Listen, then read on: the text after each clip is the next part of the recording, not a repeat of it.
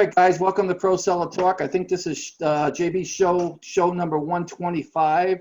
I have my guest who's been on my show before in the past, Ian Bauer. Ian's got some exciting new things he's doing with his business, and he's on here today to share those with you. So I hope you guys are excited. But before we get started, we'll do our sponsor as always, which is My Fulfillment Team. They're a state-of-the-art inventory processing. You source, we process, you profit.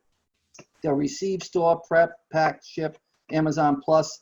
They label, bubble, bundle, you name it, they can do it. They have their own proprietary software. They've been in business now, family-owned and operated for 9+ years. Millions of items processed. Never touch your inventory again. Automate your process. Pay only for the services that you need. Again, guys, you can check them out at www.myfulfillmentteam.com. All right, guys, like I said, my guest today is my good friend, Ian Bauer. Ian is going to be talking to us today about images and how to enhance your Amazon sales channel as far as being able to have quality images and doing some things that can help you possibly get your sales up. So, Ian, why don't you, it's good having you here. Why don't you introduce yourself, because there's probably people in my audience that have never heard of you, and we want to make sure that you get the chance to tell them who you are and what you're doing. Sure. Thanks, John. Thanks for having me on here. So by way of introduction, I'm primarily an Amazon seller. I got started probably about 5 years ago doing retail arbitrage and online arbitrage like most of us. In the years since, I tend to, I've specialized in wholesale with maybe a little bit of private label. And in the course of, those business activities and being a seller and being engaged in the community, a lot of my friends, people who I know, acquaintances, would say to me, "Hey, those images that you did look pretty good. Is there any way I can have your designer do those images for me?" And so, out of those kinds of requests and us, kind of figuring out how to do that, I created this agency, Graphic Rhythm, and Graphic Rhythm is a full stack graphic design agency. And one of the things that we specialize in is Amazon images. It's been pretty cool over the last couple of years growing Graphic Rhythm. We have done over 3,000 Amazon images at this point. And so what we've done is, really kind of really refined our process, honestly, to, turn just what everybody considers a standard set of Amazon images into, a conversion-focused set of Amazon images. So that's what I've been up to lately. And so today I was hoping to teach folks on this call, how they could do the same thing and what are some of the key things they need to focus on. All right, guys, and I'm just going to go over a little bit of Ian's bio before we get started here. Ian Bauer is an Amazon seller, a business consultant, and the owner of Graphic Rhythms, a design agency that helps Amazon sellers create an awesome listing and A+ content images. Guys, the 3 takeaways you should take away from this webinar today. You're thinking about Amazon images the wrong way, how to think about them the right way. What are the 2 things you have to get right when planning your Amazon images, and how to make the process of getting great images done painless and effectively. So having said all that, guys, first question we have for you today is, what are some of the issues that you see Amazon sellers run into when it comes to their listing images? So I think that sellers tend to think of Amazon images as photography. And in fact, we have a lot of conversations with our clients where they'll say, "Hey, I'm looking for photography." And photography is actually just something that plays a very small role. But, I think that there's the idea out there that if I get a few good pictures of my product and get it up on the listing, that's kind of it. I've done my job and I'm ready to go. And, what we try and remind our clients and people that reach out to us is that your Amazon images are actually advertisements. It's 8 opportunities to advertise directly to the customer. And so, when you think about an Amazon listing, there are several parts, and, we talk about them ad nauseum as a community of sellers, so there's the title, there's the bullets, there's the images, there's the A+ content, and each of them kind of plays a key role in what they're designed to do for the customer. You know, your title is going to be obviously your primary keyword, you know, search ranking kind of vehicle there. Get people to click through, get people to find your product. Your bullets, similar role, a little more detail. But when it comes to actually like getting them to buy your product, getting them to check out, to me, that is all images. You know, that conversion happens in the images, and whether or not you get that conversion lives or dies in the images. And so what I would really love for you know, most sellers really to start understanding is that your images are advertisements. And you know, the tendency to focus on photography should be shifted to the tendency to focus on what a unique selling proposition is, how to create a unique selling proposition, how to do proper voice of consumer research on your product, and how to, you know, to roll that into an effective set of images. So yeah, I would say that. Oh, and then the last thing would be kind of focusing on the wrong part of the sales funnel.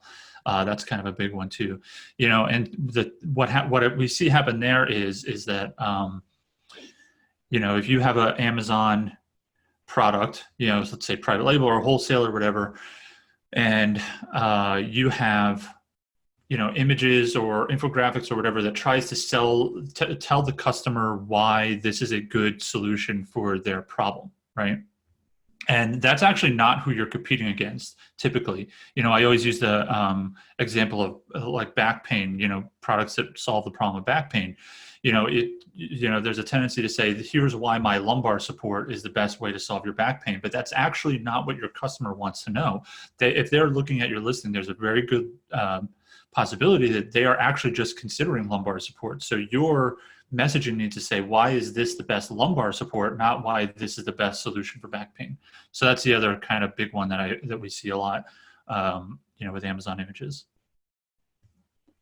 Awesome. I know this is probably putting you on the spot, but since we're talking about images and you're talking about having the right images, do you have anything like examples that you can show of images that actually are good images and good quality that are going to get a buyer to look at and want to take action versus ones that you think that need a little work? And I'm not trying to put any seller on the spot, just trying to give a pro and con prospect of it. Well, so as far as images that need improvement, we don't have any like before images. But if you check out the website, we do have case studies where we take a look at 4 different product listings that we optimize, and you could see kind of some examples of what that looks like there. Do we have that website? Can you put that into the actual chat so they can go there and look at that if they want to? Yeah, sure. There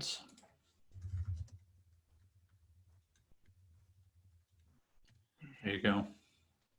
Oh, I think that probably went out to the panelists.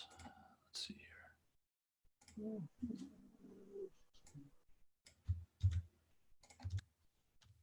There you go. That should be all attendees then. There you go. So then they can get that. The ones that watch this replay as well will be able to have access to that when they hear the recording. They'll know what that means. Mm-hmm. Yep. All right. So what does your process look like for creating optimized listings? So this is a process that we've really kind of refined, you know, throughout the history of doing this. And to us, there's one key part of it, which is, and I'll hit on this the whole time we're talking, which is unique selling proposition and understanding what the customer transformation is. So we actually have the very first part of our process after we've gathered the information we need from our clients. So that information looks like, who's your target market? You know, tell us what your product is. Tell us in your own words what your unique selling proposition, what your features and benefits are, so on and so forth, right? But so then we take that and we put that through our optimization process. And that looks like gathering voice of consumer information. And that's really important. So we go and we look at negative reviews, we look at positive reviews, we look at your competition, we look at your listing if it exists on Amazon. And what we really want to know is, what are the customers saying in their own words that they love or that they hate?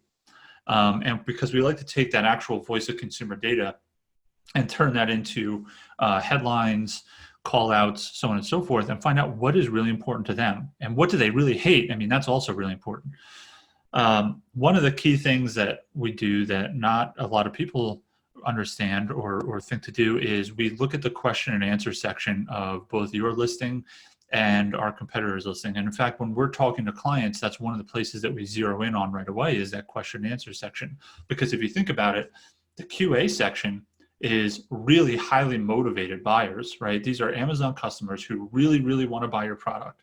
And they could just go buy something else, right? But what they've decided to do is stop, take a minute, ask a question, and then hopefully wait for the answer. Maybe they didn't wait for the answer. So those questions are like, the exact conversion inhibitors that you need to overcome. And so if we see a trend there where there's questions being asked that are just simply not answered or answered in a way that's easy to understand by the customer, then those are a key part of our voice of consumer research. So we take that and we turn that into what we call a customer transformation. And the way I like to think about the customer transformation is, every product, every service, everything that you do, it serves to help a customer transform from an undesirable state into a desirable state, right? So if we're talking about sticks of gum, the transformation is you're going to go from having bad breath to having fresh breath, right? That's the desired transformation. Every product, every service has that transformation. And so we want to articulate what that transformation looks like. And so we have a worksheet that we go through that kind of walks through what that transformation will look like. And then we use that to inform, how we want to sequence the images and what transformation we want to speak to when we're going into the briefing process. So that's the transformation voice of consumer. But then the other kind of key thing that we do in that optimization sheet, and we do things like, features and benefits, all the stuff that you kind of expect. But then the unique selling proposition is a really, really important one.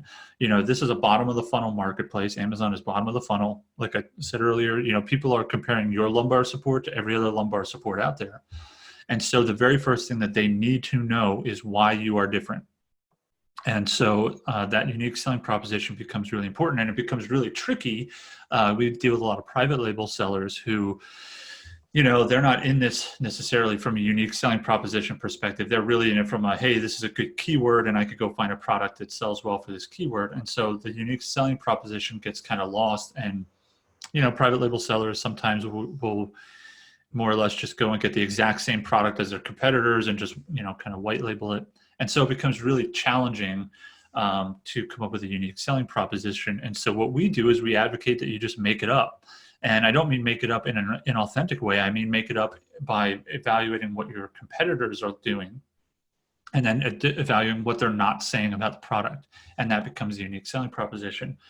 There's a famous scene from Mad Men where Don Draper is talking to the Lucky Strike or Lucky Leaf cigarette company, and they say, what makes your cigarettes special? And they say, well, or how do you make your cigarettes? And he says, oh, well, we toast the tobacco. And Don Draper says, oh, that's it. Your cigarettes are toasted. It's toasted. And he says, well, everybody toasted. He said, but you're the only ones who are going to say it now. And that becomes your unique selling proposition.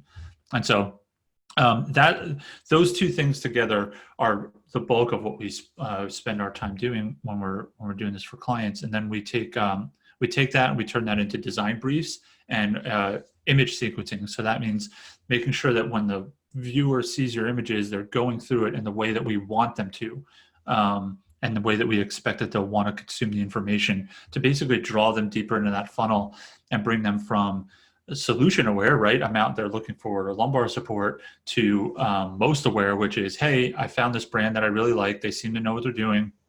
They have all the features I expect. Oh, and here's some things that I didn't expect and that I think would be really cool. So that's what we do before we design anything. And then it goes to design.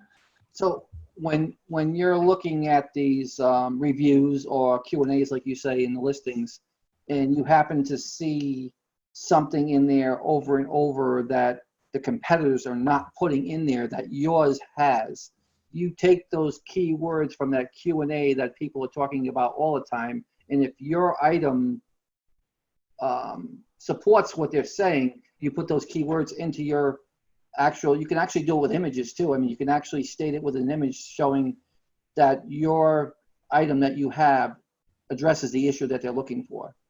Right. Yeah. And so we would typically sequence that in image 2 or 3. And and because that's really important, if the competitor isn't addressing it, and then you can, so that becomes the unique selling proposition. So we slot that in image 2 or 3 as part of the sequence. So yeah. Now, you said you look at reviews and you look at the Q&As. Is there any other places that you look? Like, do you go into groups? Do you look for what people are talking about, what they're looking for that might be not on the market? What other research are you doing besides just going on to the Q&A or the Amazon reviews? So for us, that's typically as far as we go. Now, when you're doing when you're doing product ideation, and you're coming up with the actual product that you want to sell, it's probably pretty useful to get into those groups and do that kind of thing. But for us, it's really Amazon driven. So we focus on the Amazon reviews, Amazon Q&A. And basically looking at the products that are out there that people are already selling and what people wish that were on these products or these products had to make them better, and Exactly. kind of going with that mentality. Yep. Okay, all right, let's see. What is the most important thing to get right when you're optimizing images? So like I said, the unique selling proposition and the transformation, if you could get those two things right, just those two things right, then you're going to be miles ahead of everybody, because you're going to be able to articulate what makes you different. And then you're going to be able to articulate what what your customer can hope to achieve by using your product. And I would say that, one of the things that I would say is almost as important is making sure that you're covering the things that they expect. So think about something like maybe like a diaper bag or something like that, right? If you're a new parent and you need a new diaper bag, there's a feature set that you are looking for, and that could be different for everybody, but you have it in your head that this is the feature set I need, so maybe that's, like a bottle compartment, like an insulated bottle compartment, or comfortable straps, or easy access to a wipe dispenser or something like that. If you don't explicitly say that those things are in your product, that your product has those features, then your customer could bounce and go to a competitor that does explicitly say that. So so in addition to unique selling proposition and articulating the transformation, I would also say make sure that you're explicitly stating the kind of expected features of your product, so that the customer can feel comforted knowing that those are part of your offer. And when we're looking, like you said, a diaper bag, that's a prime example. If you've got a diaper bag out there, name brand, and you're trying to enhance it and add different features to it that it doesn't have, you can't just take that design. You got to kind of make something similar to your own, because if you start adding things to an already existing design, you might run into copywriting issues. Isn't that correct? Yeah, I mean, so from the going back to the product kind of procurement and planning, that's definitely something that you want to do. In fact, we have had clients that have basically gotten lookalike products from China, and they there's not a lot of legal action from what I understand, but everybody listening to this knows that Amazon is their own kind of universe, and what these sellers do, the Chinese sellers do, is they tell Amazon that you stole all their images, which is nonsense, because you're using the renders or photography from the company plus graphic design from us. Anyway, so yeah, that could get you in trouble. So then your listing is down, you have to deal with all that. So whenever you can, work with a product where you have added your own design spin to it, you're going to be in much better shape. Yeah, there's a lot of IP complaints out there right now. I mean, more so now than there's ever been. Yeah, for sure. All right, let's see. Guys, if you have any questions, just put them in the chat, and we'll make sure Ian gets them so you can answer your questions. He's here to talk to you about how to enhance your listing. So it's a great time to put your questions in now if you have them. All right, let's see. How can Amazon sellers and brand managers leverage this process to get more accounts? So a lot of the clients that we work with and a lot of our customers are typically wholesale sellers, private label sellers, and brand managers. Now, private label sellers have their own, special needs. typically a private label seller has just one product or maybe a small line of products. But brand managers and wholesale sellers are typically trying to get more accounts, work with more vendors, manage more brands in the case of brand management. And if you get on a sales call, and I call it a sales call, even if you're talking to a wholesaler, even though you're giving them money, it's still a sales call because you want that account. If you can articulate the kinds of things that I'm talking about in this, in this call, where you can explain to them how important images are and where the Amazon customer is in the funnel, you're essentially establishing yourself as an authority. And I could tell you personally, because I do have a brand management business and I do have a wholesale business, that the vendors have no idea what is going on Amazon. And so, learning how to do this well and learning how to talk about it intelligently establishes you as an authority. And that's beneficial to you in 2 ways, or 3 ways, really. 1, it establishes you as an authority. 2, if you would like, you can spin this into a pro bono value proposition and say, hey, listen, if you use us, if you let us be your exclusive seller on Amazon, or hey, let us manage your brand on Amazon, we will run your products and your listings through this process for free. It's just part of our services, right? And so you can hopefully close more accounts by being able to offer that service. But the other neat thing is you can charge for this service. You can learn this process. You can, optimize their images, and then send it to, let a graphic design agency handle the design part. The real gravy is in the planning part and the strategy part. It's the more challenging part and it's the more impactful part. So you can charge for that service and say, hey, this is our per listing fee, or, whatever it happens to be. And in that case, it becomes a profit center for your business as well. You can also do it as a partnership if you wanted to do it as a partnership. Yeah. Yep. All right. Great question. Let's see. I have a question from somebody that says, any algorithm hacks for a successful A+ copy? Oh, algorithm hacks. Well, so the actual, from my understanding, my latest understanding of it is the actual copy in the images is not indexed. Now, when you upload EBC content, you can actually put in keywords for the images. And so I would say what we typically like to do is we like to just pull in some of their top keywords, and we we put that as a backend keywords for all of the images that we're putting in the A+ content. So there's that piece. As far as hack, I mean, there's not really any, it follows kind of the same keyword indexing strategies that are popular, typically titles, then bullets, A+ content, when you're writing the copy for the actual descriptions. But the nice thing about the images is they're not indexed for keywords. And that you might think, okay, well, what's the nice thing about that? The nice thing is that you could say things that are meaningful and impactful and that connect, instead of having to worry about also getting the term, best lumbar support into the title somehow. So I would say that's really kind of the hack, is that you could speak to the transformation and speak to the unique selling proposition without having to necessarily worry about keyword indexing, because it's handled separately.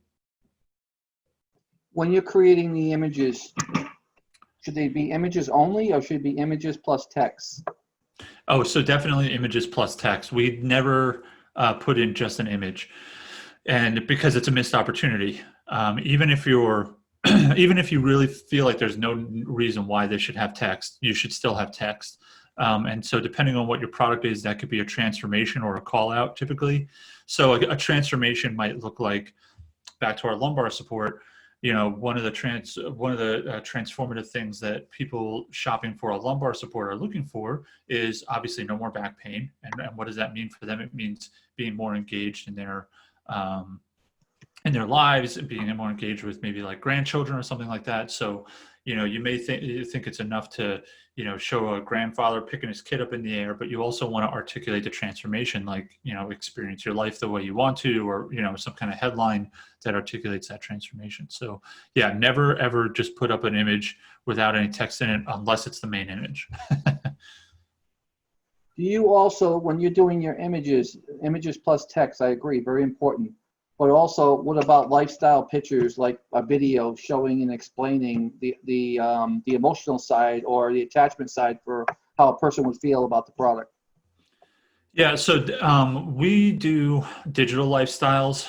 Actual lifestyle images are fantastic, and if you can get them, I really recommend doing it. It tends to be in the thousands of dollars to get them, though, because model fees and so on and so forth.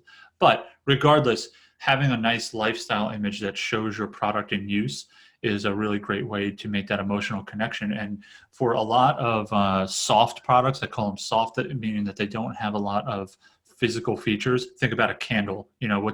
How far can you really go on the features and benefits of a candle? But there's a lot of soft features to that. Make a house a home, so on and so forth. And so showing those lifestyle images is really nice. But again, always make sure that you're putting that text in there that's articulating that. So it's the candle, via Photoshop put into a living room scene or something like that, and everybody's relaxed and enjoying themselves, and you have that transformational copy, make a house a home. And so that's really kind of like the whole picture there for you. I think the other thing too with online is, and I have a question, is how do you get over the feel part or the smell part? For something like a candle, it's really hard. Yeah. I admire people that have been able to sell things like candles and food and things like that online, where the customer is essentially taking a risk because they have no way of knowing if it's going to work for them. How you get over it, I think honestly comes down to reviews. If you could, the more reviews you can get into the early reviewer program and get those first 5 reviews, and that's really the thing that's going to help you, is other people saying, yeah, this was good, or yeah, this worked for me. That's probably your absolute best friend. And also cross promotions. So if you have a product that's selling and you introduce a new scent or a new flavor, bundle it, send out a little sample with all your customers, or give them a coupon, or buy one get one, or 50% off or something like that. Just, you have to get it in people's hands. They have to actually experience it, and then they have to tell other people about it. So anything you could do to encourage that kind of behavior is going to be helpful for those kinds of things. Yeah, overcome probably was a better word. Yeah. But yeah, because that was one of the things that I was like, okay, things that you have that people generally want to feel or smell, like perfumes and things like that. I've always wondered how people sell those online, because a lot of times when you go in these department stores and you see the ladies, they're always testing the smell. So how do they overcome that obstacle to be able to sell to those people? And I guess, like you said, it's either they're familiar with it and they saw it in the store, so they know what it is when they're buying it, or if it's something new like a private label thing, I think it'd be a lot harder to get someone, unless you said sending samples out and things like that. Yeah, private label sellers are definitely disadvantaged. A lot of in my wholesale business, we deal with a lot of products like this actually that are scent based, and it really helps that the brand has a presence in brick and mortar stores already, and people are going on Amazon looking for a product that they already know well. And in that case, your job as the brand manager is to bolster their confidence and let them know that this is not going to be a flea market experience. This is going to be the same experience that you have in the store. And so that's where making everything look, merchandise, retail ready, with the listing images, the listing copy, the A+ content, the brand storefront, make all that look really great. And that's where those lifestyle images or those videos where you can show someone experiencing the candle or the fragrance, kind of giving them that feeling, giving the buyer that feeling of, kind of relating to what's going on. And that helps with the purchasing as well. Yeah, definitely. All right, so we have a question from Helen. Helen says, what do you put in the bullet points versus the description? I've seen a ton of information in the bullets and hardly any in the description. Do you think the customer is only looking as far as the bullets and not going down to the description? That's a great question, and it's kind of interesting actually. And this is going to go in a direction you don't think it is, but if you've ever looked at an Amazon listing on your mobile device compared to the Amazon listing on a desktop, it's a completely different experience. And one of the key ways that it's completely different is that on the desktop, the description is like, where is it? Who knows? It's like 25 miles down the page. It's a little sentence tucked between a sponsored bar and some other junk, and nobody ever sees that description. But on the mobile experience, it's the opposite. The description actually is the only thing that appears, and the bullets you have to actually click in to try and find out the bullet points. And so, one of the things that I would suggest is you could essentially duplicate the information from the bullets into the description, because really it's just going to be for two different audiences. And then the flip side of that is if you have a description, or rather if you have A+ content on your listing, it removes the description completely. The A+ content on a listing actually it's like a mask that goes over your description. And so what we've discovered there is that the description actually still appears on the website. It's kind of weird. It appears, it's still available on the website with A+ content, but you can't see it. It's like, think of it like behind the A+ content. And so we stuff a bunch of keywords in there when we have A+ content, because it still will help you index, but the A+ content overrides it. I hope that answered your question, Helen. That was Helen. So for those of you that don't know what A+ content is, maybe you want to explain what that is. Sure. So A+ content is sometimes called EBC, or enhanced brand content. This is available. It actually started in Vendor Central, so you had to be sell direct to Amazon to get access to this. And then, maybe a year ago, they made it available for all sellers or all brands that were in brand registry 2.0. So you have to be a registered brand in 2.0. And so what it is it's basically like a miniature website at the bottom of your listing. And it's pretty cool. It gives you an opportunity to really expand what the brand is, what you do, what your product line is about. And the nice thing is that you can have one set of EBC or A+ content, and I will use those interchangeably throughout our whole conversation, because I can never keep it straight. It's officially A+ content, just so we're clear. It's officially A+ content, but it was called EBC for a while. But the nice thing about it is you can have one set of A+ content, and then you can duplicate it onto multiple ASINs all at once. So you make it in the back end, and then it says, okay, what ASINs do you want to apply this to? And you can put it on. So if you have a product, like we sell potato chips, and, so the potato chips all have the same A+ content, because it's really just focused on that brand. Or if you're a private label sellers really like to do this, is for every product, even if they're related in their brand, they'll have a separate and distinct A+ content to really sell the customer on that a little bit more. So that's one part of it. The other part of it is you get the opportunity to create a brand storefront. So those are those really nice storefronts that look like an actual website. There you could put pages in, you could put links to buy, you could put bestsellers. There's all kinds of little like widgets. It looks like a web page builder. And so that's the other nice thing about the A+ content is that section. All right, next question we have is, tell me about your listing image service. Okay, so for Graphic Rhythm, we basically have a completely done for you Amazon image service. And so everything that we've talked about so far, we do that. And then we also go on and do the design. So it's completely managed for you. And so we could do it as just the listing images. So that's above the fold, the like 8 images on the main listing. We could do it as just the A+ content, which is what we just discussed, or we could do it as a bundle together. And so that's end to end. So you tell us, like I said earlier, just a little bit about who you are, what your product is, who your competitors are, and then we do all the research I've discussed so far. We come back to you with a completed optimization worksheet, a completed design brief. After you approve that, we send it over to our graphic designers, and our graphic design team goes and puts that together and then returns it. And then the other part of that service is that we actually manage the revision process.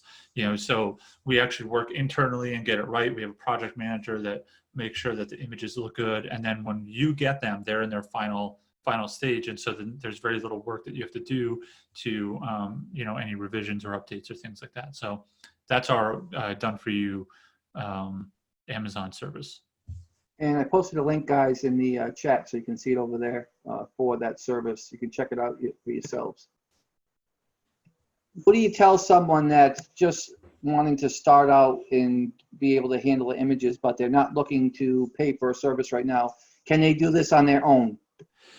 Yeah. So you definitely can do this on your own. I wouldn't recommend doing the graphic design part on your own. And I understand that, that might sound a little loaded coming from me, but I mean, I really just get anybody to do the images who's a professional, because it's going to just make it look much better than you doing it on your own. But I do recommend, if you want to learn the skill of, the strategy and and really the planning of the images and understanding how to create images that convert, I recommend you do that. It's a great opportunity for you to not only save money, but also, provide a value to yourself, to provide a value to your vendors or your brands that you manage. So yeah, I would recommend definitely giving that a shot. We do have a webinar where we talk about, go a little deeper on this whole process. Everything I talked about, we go way deep on that. It may be at that link that you shared, but yeah, I would recommend that you take a shot at it, because it could be really valuable. Do you offer any kind of consultation where you look at people's sites for them and recommendations of whether or not they should be using graphic in your site? Yeah, so it's not an official kind of consultation, but what I would recommend is you can chat into us on the website, and we'll take a look and we'll just see, is it worthwhile for you to engage with us for this kind of thing? What do we think we could do to help you out? That's one way. Or you can email support@graphicrhythm.com, and ask me to take a look, and we'll go over and we'll take a look. But there's no like official, consultation, but by all means, we're willing to, let you know if this is a good thing for your situation. What other services does Graphic Rhythm offer? So we're a full stack design agency. And so what that means is that we can handle your logos and branding, your packaging designs. And so we have a service called Dream Brand, where we will, and this is particularly of interest typically to private label sellers, where we will come up with your logo. We have a great discovery session to determine what your brand is, what you're all about, and then we turn that into a logo and a visual identity guide. So the visual identity is, hey, here are your colors, your typography, here's some imagery that, and we put that all together in a visual identity guide along with the logo. So that's Dream Brand. But then we also offer a monthly subscription graphic design package. And honestly, a lot of agencies really like it. And so if you are a brand manager and you have a brand management agency, typically you're doing a pretty significant volume of listings every month. And so the most affordable way for that to happen when working with us is through the daily design subscription. So it's a monthly design subscription. And basically you would submit the design briefs. So that's all on you, the design briefs, figuring out what to say, figuring out the image copy, but then we just act as your sort of internal graphic design department. And so we work with you to get the design part done. And you save a bunch of money because it's a monthly subscription. And so, that's handy for them. And then the last thing is really the packaging design. So if you're a private label seller, or it's even a service you can offer to brands you work with, we can actually redesign your packaging for you. And we've done quite a bit of that as well. And how do they find out about those other services? Is it through the link that I put there, or? Yeah, so everything that we talked about, you can check out, except for the webinar. The webinar has to go through your link because that's not a public link. But everything else, you could go to graphicrhythmdesigns.com. If that's, or you could try graphicrhythm.com, which should work. We were having some trouble last week, but Graphic Rhythm or graphicrhythmdesigns.com. And so that's where you'll find information about all of our different services and, what we're able to do for you. And that kind of answered that question. How can people learn more about this in Graphic Rhythms? You kind of just gave that to them. Guys, you have any more questions for Ian?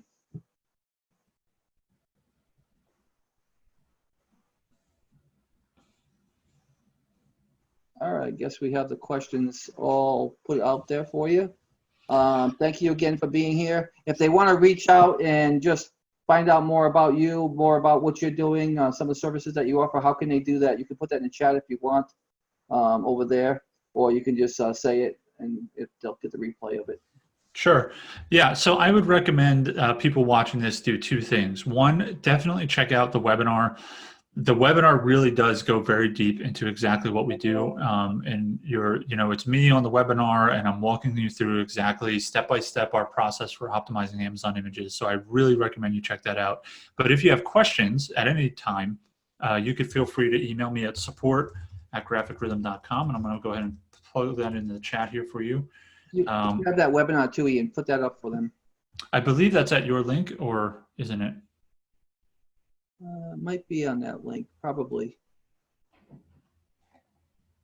Well, could I get that to you after we're done here? No, that's and you can fine. make sure it gets up there. Sure. Okay, cool.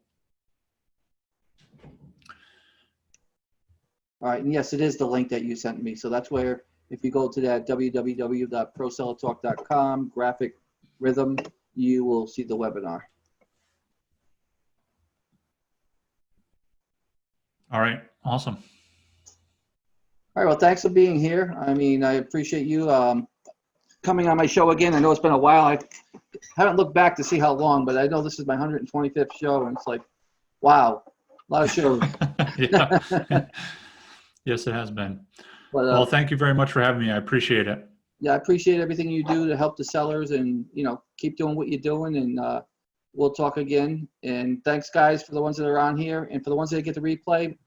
You'll get this information probably within 24 hours or so. You'll be able to watch the running replay of this. It'll be up on my social media sites, and it'll be out to my list and everywhere that I normally post. So look for that, and we will actually get that information to you. Thanks again, Ian, for being here. Stay safe, my friend, and God bless.